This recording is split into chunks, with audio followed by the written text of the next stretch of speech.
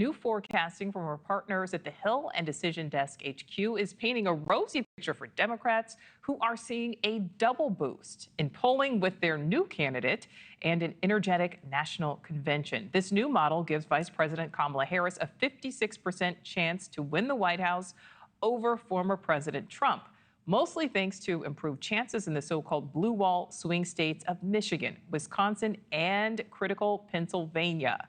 But the race is still razor thin, and the man behind this model says 70 days is still a lot of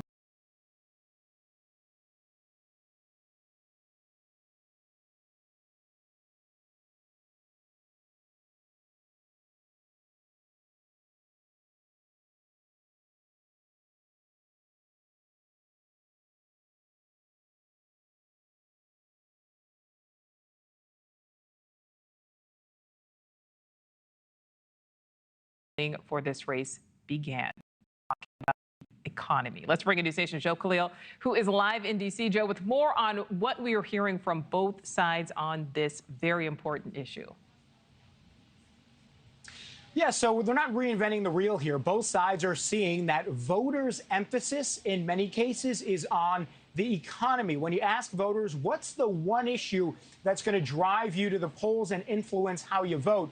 More often than any other category, voters are saying it's the economy. And so we're seeing the campaigns tailor their messaging toward that. Recently, the Harris campaign just released a brand new ad focusing on her economic message and her posture. We're hearing on the campaign trail, both sides focus on that as well. So I want to play for you what we just heard from JD Vance hours ago on the campaign trail in Michigan, focusing on their economic message and also a bit of the new Harris campaign's ad. Take a listen. We're cooking the books to hide how bad the economy really is under Kamala Harris. I promise you this, on November 5th, there is one job that is definitely going to vanish, and that is when we tell Kamala Harris, you are fired, and send her back to San Francisco. And prices are still too high. When I am elected president, I will make it a top priority to bring down costs. We should be doing everything we can to make it more affordable to buy a home. Under my plan, more than 100 million Americans will get a tax cut. I will help families, letting you keep more of your hard-earned money.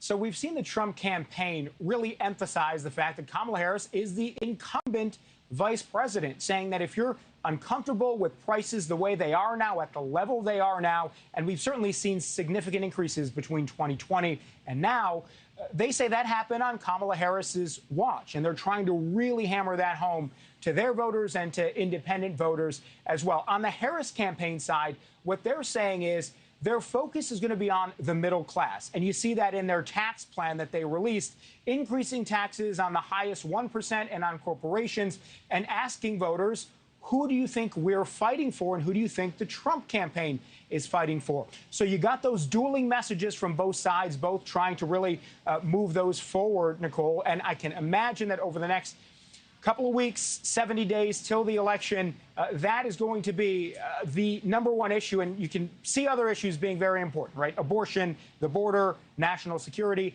These are all going to be points of emphasis. But the economy is something that no matter who you are or where you live, impacts you. So there will be an extra emphasis from both campaigns on this moving forward. Thanks for watching. Go to joinnn.com to find NewsNation on your screen. And don't forget to click the red subscribe button below to get more of NewsNation's fact-driven, unbiased coverage.